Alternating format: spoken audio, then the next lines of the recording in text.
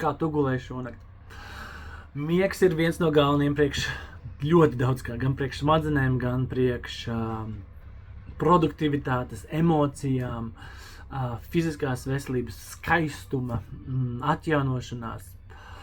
Tikko nolasīju lekciju angļu valodā par smadzenēm un par miegu, par smadzeņu viļņiem un tā tālāk.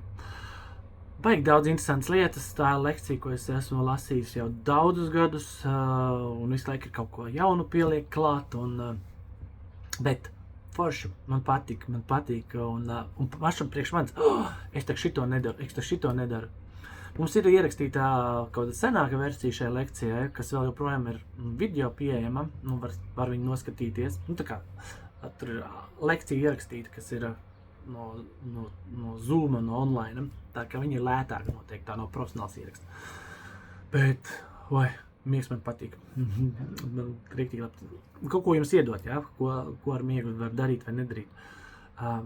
Viens ir tas, ka, tu baigi daudz, bet viens laikam ir, bieži jautā par, ja es pa nedēļu neesmu gulējis, vai labi izgulēties brīvdienās.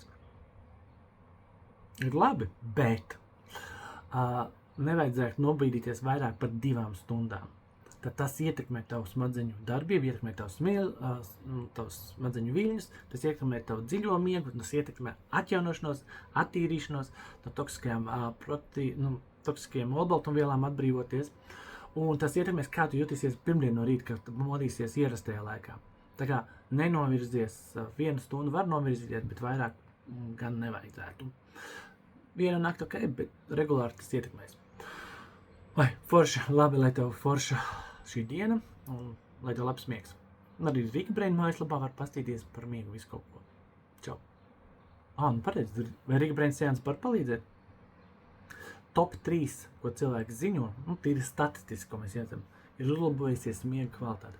Pat tiem, kuri pirms tam ir ziņojuši, ka viņiem ir labs miegs. Viņi saka, man teikt, pirmo reizi labs miegs. Es tagad sajūtu, ko nozīmē labs miegs no rīta pamostoties. Kad skaidrāka galva un vieglāk domāt. Čau!